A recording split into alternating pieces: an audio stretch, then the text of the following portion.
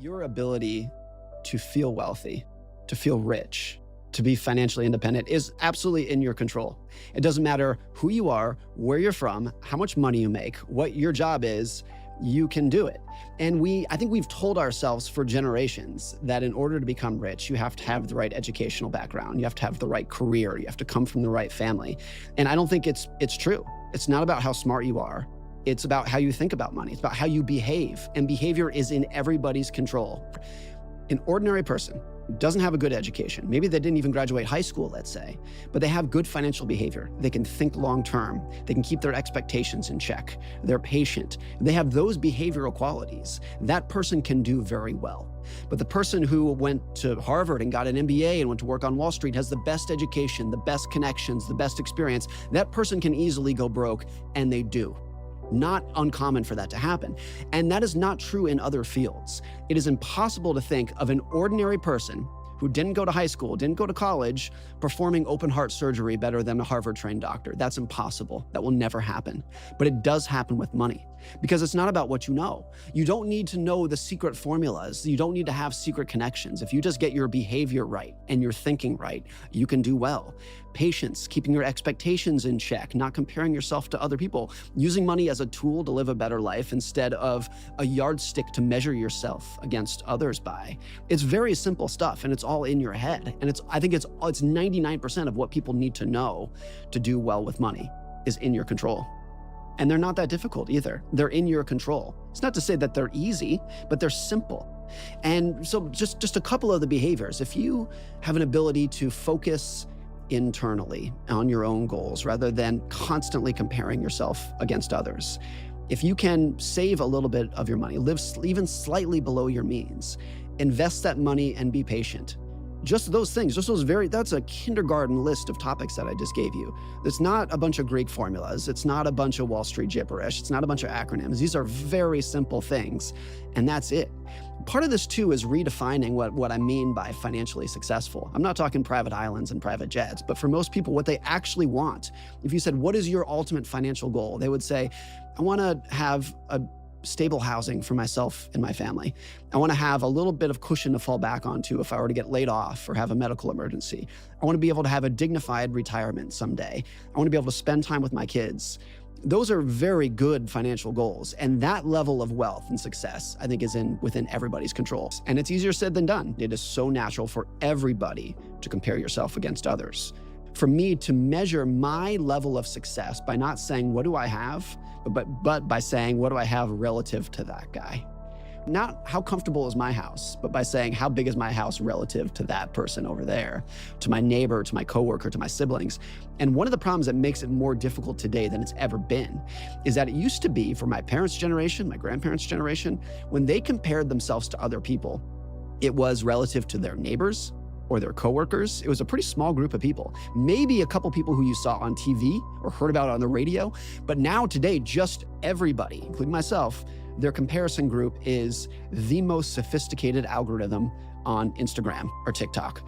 And so no matter how well you're doing, no matter how great your house is, no matter how much money you're making, you turn on Instagram and there is somebody out there who looks better, happier, more successful, more beautiful than you are. And so this topic, I think, has always been true. It's always been important. It is more important today than it's ever been. The idea of keeping your expectations in check, because it's easier today than it's ever been to let your expectations just spiral out of control. I think there's a couple of things. One is empathy, because there are areas in life where particularly a lot of people in their 20s, 30s, and 40s are falling behind relative to previous generations, particularly something like home ownership, where it was more attainable in previous generations than it has been, particularly in the last couple of years. So empathy, this is not me saying, oh, you should just feel better, you should just be more grateful for what you have. You actually are doing fine. There is some empathy that has to be involved here. You start with empathy because if somebody feels like they're falling behind, that's their truth. But I think it's important to realize too that all happiness is just the gap between expectations and reality. You have the life you're living, you have the life you expect to live. In between there is where you can find some level of happiness. And the wider that gap is, the more miserable you're going to feel. This is not true for everybody. This is not black and white, but there are a lot of these cases, I would say the majority of these cases, where the reason that person has not been able to save as much as they thought is because their expectations for many years probably have been spiraling out of control. And they were spending more money than they should have been because they were trying to chase who they wanted to be, even if it wasn't necessarily the level of lifestyle that they could afford. And so they were renting an apartment that was very nice because they had an expectation that that's where they should be, and they were comparing themselves to other people, even if it was kind of out of their budget. They were traveling and dressing and eating out in a way because that's who they felt that they should be, even if they couldn't necessarily afford it. I've been in this situation too. There's no shame in it. This is a very common thing that I think everyone will experience. And I think a lot of why I got interested in this topic, every book that I've written started with looking in the mirror and being like, when have I been envious? When have my expectations spiraled out of control? No one is immune to this. What happens with expectations for a lot of people is, look, if I said, I want to be a 10% better dad, that's a good goal, but what does that mean? What does that even mean? How do I track that? How do I measure? That's impossible. But if I said, I'm living in a 1-bedroom apartment and I want a 2-bedroom apartment, that makes sense. If I said I want 3 new pairs of jeans, that's easy to wrap your head around. Money is so quantifiable. It's so easy to just say, right now I'm making $20 an hour. I want to get to 25. I can measure it so quickly that it becomes this thing where we chase money because it's so easy to measure. And we chase spending because it's so easy to contextualize. And so if you don't have a good idea of what a good life looks like, it's very easy to just say, a good life is one in which I have more money, because it's so much easier to understand than how can I become a better dad? How can I be a better parent, a better spouse, a better friend, a better worker? That's hard to wrap your head around. Will Smith had this great, I thought it was so astute and profound. He wrote this in his biography. He said, when he was depressed and poor, he could tell himself, if only I had more money, all my problems would go away. And that gave him hope. I just need to go out and make more money. And once I have more money, all of my depression, all of my doubts will go away. And then he became rich and he was still depressed. And then he said he lost hope because he couldn't say, if only I had more money. And so we chase money because it's so easy to wrap our heads around. And we chase it with the idea that it's the solution to all of our problems, even if it can solve some problems, but not the biggest ones. The hole that you're trying to fill, the psychological hole that you're trying to fill, is probably not going to be filled with money. I think if somebody says, I'm scared about my money, that's their truth, and you have to empathize with that. If someone were to say, it is worse now than it was for previous generations, that I think you can push back on a little bit more, because you could look back at how people lived in the 1950s, in the 1960s, in the 1970s, and say, look, I empathize with how scared you are today. It is probably not true that we are worse off today than we were in previous generations. You know, one thing that I've always thought is very interesting is if you ask most Americans, when was peak middle class prosperity? When were the glory days? A lot of people will point to the 1950s is what they'll point at as peak middle class prosperity. But what's interesting is that if you looked at how the average middle class family lived in the 1950s and who we are aspiring to want to go back to, it is a quality of life that we would consider abject poverty today. I mean, the average middle class family house in the 1950s was about 800 square feet for 2 bedrooms for you and your 4 kids, no air conditioning, no washer and dryer, no, go on down the list of what it was like back then. They were very happy. They were very content with it back then, but it's not a level of contentment that you would have today. And so a lot of what is with finance is that it's not necessarily that these things will make you happier. If you were to have more money, it's not necessarily that you would be happier. And that when most people think, oh, if only I had a bigger house, then I'd be happy. And when you imagine yourself taking a fancy vacation, and you imagine how happy you would be, the emotion that you're actually thinking about is not happiness, it's contentment. If I imagine myself in Hawaii with my kids next year, and I'm just envisioning that in my head, I can come up with this emotion inside and be like, oh, that would be great. I would be so happy with that. Right. But actually the emotion that I'm envisioning is being content with that. It's being in Hawaii and saying, this is enough. This is all I want. I don't want anything else. What actually happens to people if they do go to Hawaii with their kids is they're sitting on the beach and they say, if only I had stayed at the nicer hotel. If only we had stayed for a couple days longer. If only we had eaten at the nicer restaurant last night. How come those people got a better room? How come they got better beach chairs? And so you're not actually content with the experience that you're having. And so when you realize that what you're actually chasing is contentment, you're not chasing more, you're chasing I just want to be happy with what I have. The first step is realizing that a lot of your money woes and a lot of what you're feeling in terms of falling behind and a lot of your gap between what you have and what you want is solely a factor of your expectations. Life's a competition. It doesn't matter how well I'm doing, it matters how well I'm doing relative to you. It doesn't matter how big my house is. If I'm trying to signal, all that matters is my house is bigger than yours. That's true for all wealth. There's no such thing as you are wealthy once you have X number of dollars. That does not exist. Everything is relative to other people. And the truth is that we live in a world of such material abundance where the majority of people listening to this will have some sort of shelter and a car and can buy clothes and whatnot. And because relative to a lot of history, we live in material abundance. The competition, the arms race for bigger, nicer things is extraordinary. And it's way more powerful and potent today than it's ever been for two reasons. One is social media. So I am now aware of the homes that other people live in, the cars that they drive, the clothes, the vacations that they take. I'm now aware of it in a way that we were not 15 years ago.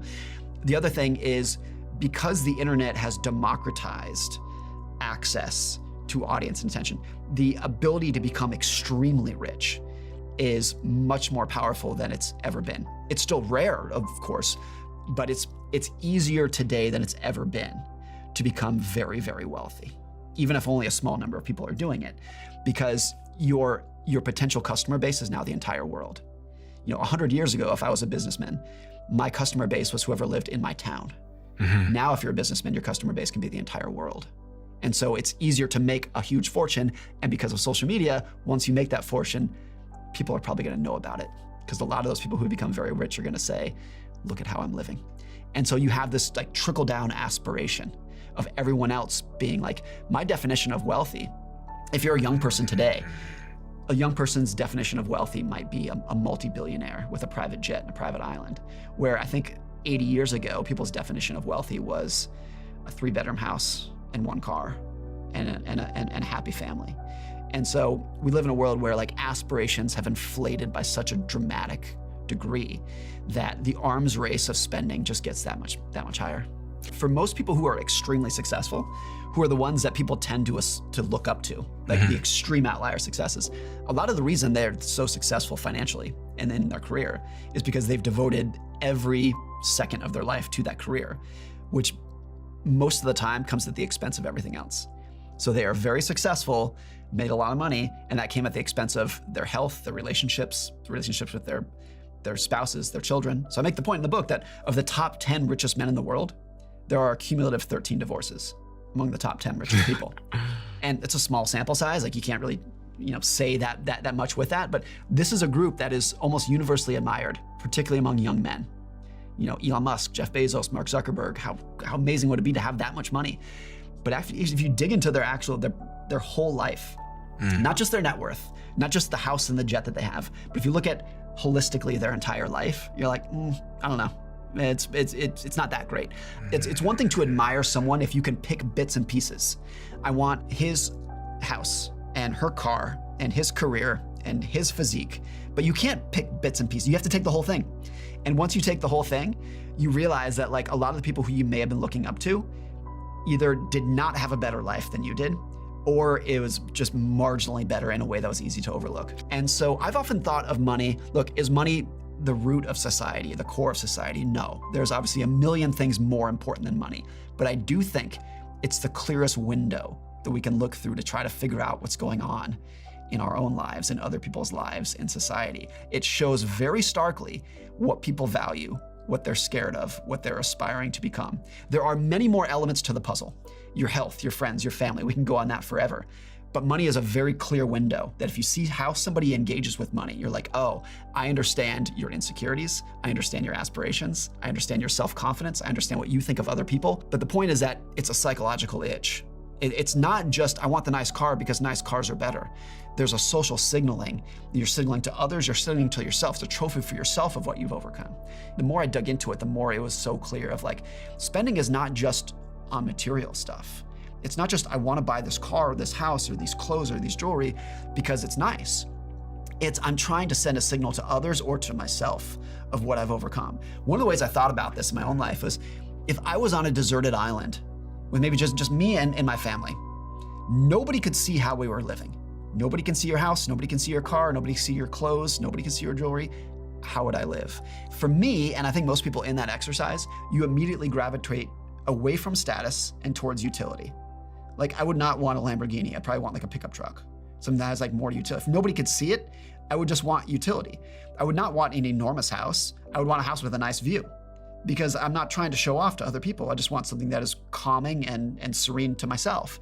And so once you start seeing the stark difference between utility and status, once you force yourself to see it, you're like, oh, it's everywhere. There's a great Warren Buffett quote where he says, success in life is when the people who you want to love you do love you. And key to that is like, you have to ask the question, like, who do you want to love you? And for a lot of people, the quick knee-jerk reaction is everybody. And so you want to have a nice car, nice clothes, nice jewelry, because you think everyone's going to stop and stare. When I drive this down the road, people are going to stop and say, look at that guy. Look at her. That's amazing. Like, they're so successful. I admire them. I respect them. And by and large, that is almost never true, because no one's thinking about you as much as you are. They're not paying attention to your car or your clothes or your house. They're busy worrying about themselves.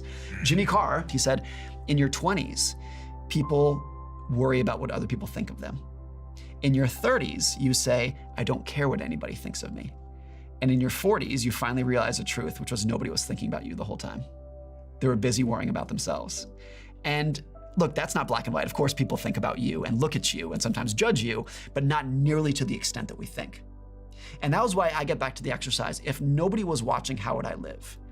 The truth is because virtually nobody is watching, except the people who I really love and admire. And they're gonna admire me for things that have nothing to do with the kind of car that I drive or the clothes that I wear.